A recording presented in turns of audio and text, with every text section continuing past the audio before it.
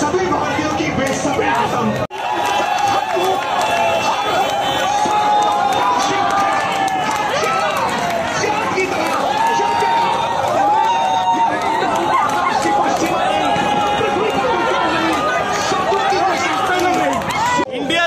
আজকে আমরা বলতে চাই যে আমরা যারা জনগণ আছি, দেশের ভারতের নাগরিক আছি, আমরা খুবই খুশি, খুবই আনন্দিত, খুবই আনন্দের মধ্যে আছি। কারণ আমাদের 2023 সালে 50 ওভারের যে ওয়ার্ল্ড কাপ ছিল, এই ম্যাচটা আমরা একটু জন্য জিততে পারিনি।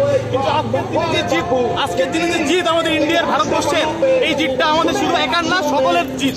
ইন্ডিয়ার ভারতের জন্য সঙ্গে সঙ্গে সকলের জিত। কারণ ইন্ডিয়ার যে খেলাধুলার যে স্ট্রাকচার, এটা খুবই ভালো ছিল।